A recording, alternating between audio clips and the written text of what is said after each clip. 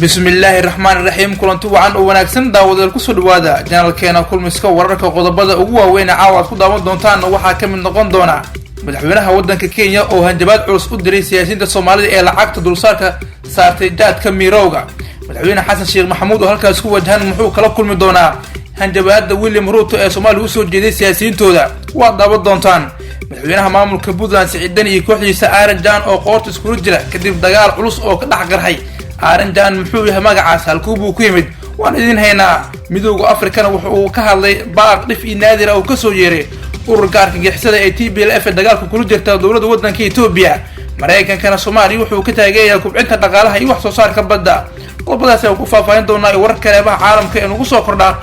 fadlan haddii aad nagu cusub tahay subscribe ka saaro gambalka furo una share garay saaxiibada meel kasta joogan adigoo commentiga like-na inoo reebaya aad baad u mahadsantiin aan ku bilaawno madaxweynaha cusub ee dalka Kenya William Ruto ayaa shaaciyay tallaabo uu qaadayo oo la xiriirta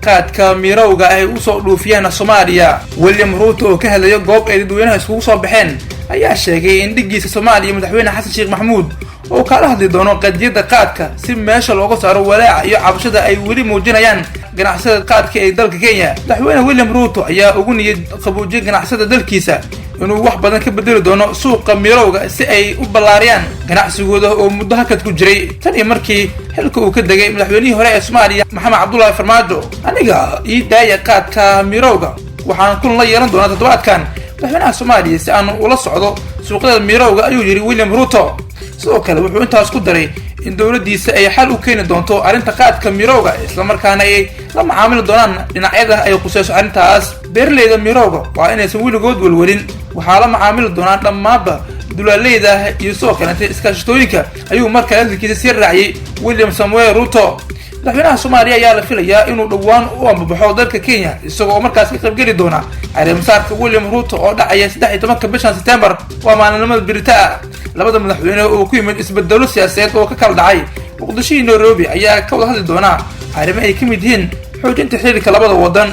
arrimahan ayaa ku soo aadaya iyadoo haatan uu soo hagaagayo xiriirka labada dhinac kaas oo aad u hooseeyay 6 sano la soo dhaafay waxaana toddobaadkan ay Kenya safiir cusub u soo magacawday Soomaaliya kaas oo la shaqeyn doona dowladda cusub ee madaxweyne xasan sheekh maxamuud markaana madaxweynaha maamulka Puntland Siciid Cabdullaahi Dani ayaan aadaynahay asiga kooxdiisa Aaron Jaan ayaa lagu soo waramaya in dagaal culus oo markaas ka dhax qarxay dagaalka Aaron Jaan iyo Siciid Dani ayaa banaanka u soo baxay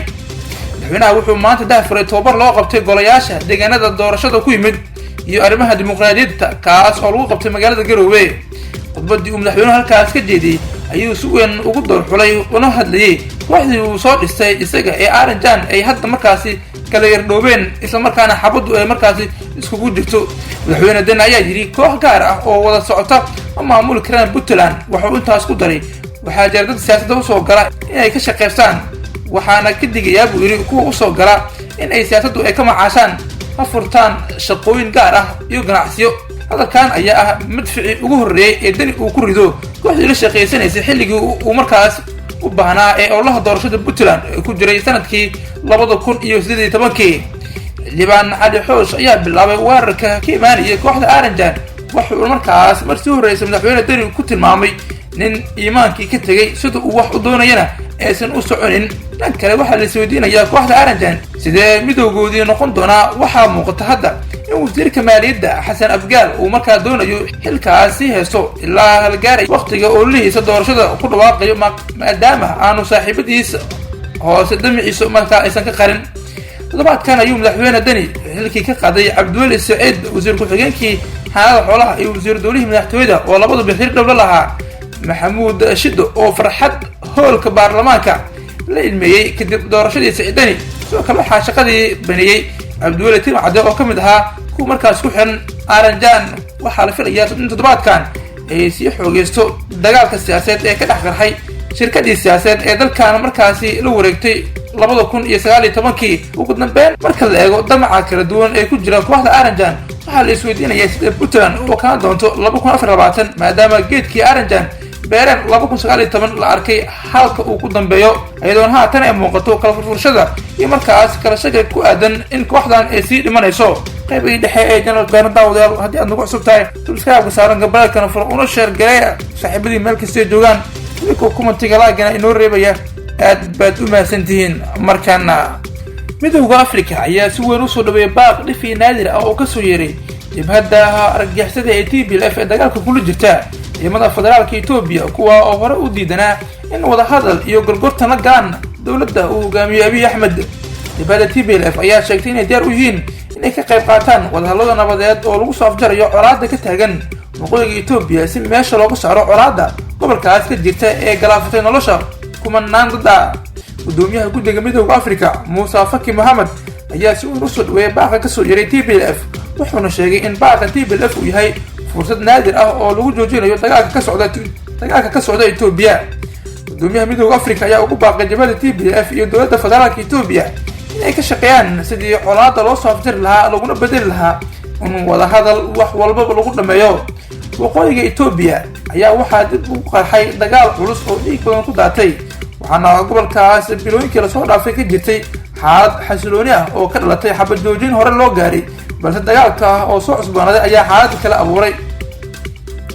midowda afrika ayaana tallaabadan u arka mid markaas horumar ah oo markaas loo gaarayo dhanka xabad joojinta maadaama TPLF ay horay dagaalka ay ugu dhinteen ciidamo fara badan hase yeeshee markaan ayay xaaladdu kasii daraysaa haddii dagaalku uu sii socdo. dhinaca kale leh dowladda Mareykanka ayaa Soomaaliya waxa ay sheegeen inay ka taageerayaan kubcinta dhaqaalaha iyo wax soo saarka badda. wasiirka kalluumeysiga iyo kheyraadka badda Soomaaliya Maxamed Xasan Aadan ayaa la kulmay maanta wasiirka dowladda Mareykanka ee Soomaaliya Ambassador Larry Andrew waxayna ka wada hadleen sida ay kaalin wax ku ool ah ay ugu qaadan karaan horumarinta kalluumeysiga gudaha loogana faa'iideysan karo kheyraadka baddeena. kulankan ayaa waxaa looga hadlayay sida ay hay'adaha gargaarka Mareykanka ay USAID Soomaaliya door ugu yeelan karto in la horumariyo kalluumeysiga gudaha si kor loogu qaado wax soo saarka dalka loona gaaro kubac dhaqaale oo waara. wasiirka kalluumeysiga iyo kheyraadka badda Soomaaliya Maxamed Xasan Aadan ayaana ugu mahadceliyay safaaradda iyo hay'adaha USAID Soomaaliya sida ay u daneynayaan horumarinta iyo maalgelinta kalluumeysiga gudaha isagoo u sheegay in wasaarad ahaan ay muhiimad weyn u leedahay iskaashiga dowladaha iyo hay'adaha daneeya Soomaaliya gaar ahaan kalluumeysiga iyo markaas kheyraadka badda taasina ay u sheegayso in markaas horumar weyn oo la taaban karo laga sameeyo kalluumeysiga gudaha. qaybihii dambe ayaan isa soo gaarnay markaana wararkii ugu dambeeyay shirka golaha watashi qaran ee looga hadlayay arrimaha xaaladaha guud ee dalka oo maalintii labaad ka socda magaalada Muqdisho ayaa waxaa markaas qodobada maanta lagu jaajaxay waxaa ka mid ah amniga abaaraha iyo si markaas looga hadli lahaa muddo kordhinta ay samaysanayaan madaxda maamul goboleedyada sida Galmudug oo maanta baarlamaankooda ay ka fariiseen arrintaas koonfur galbeed oo samaysay iyo sidoo kaleente Jubbaland oo ku dheeda Axmed Madoobe hal sano ku darsaday. wararkii ugu dambeeyay ee naga soo gaaraya xarunta madaxtooyada Villa Soomaaliya waxay xaqiijinayaan in kulanka uu weli socdo isla markaana warar xogaal ay xaqiijinayaan in maalmo dheer uu qaadan doono in madaxweyne Xasan Sheikh Maxamuud uu ku wajahayo baarinta Baritaa waddanka Kenya si uu ka qayb galo caleemasaarka madaxweynaha dalkaas William Ruto. guud ahaan waa naga intaa wararkii ugu weynaa ee Soomaaliya ee caalamka kala socoteen channelkeena kulmiska wararka. haddii aad nagu cusubtahay saaxiib nagu soo bir oo subscribe ka saaran gabadha kana furo una share garay saaxiibada meel kasta joogan adigoo kumatiga laakiin noo reebaya aad baad u mahadsantihiin. nabadgelyo.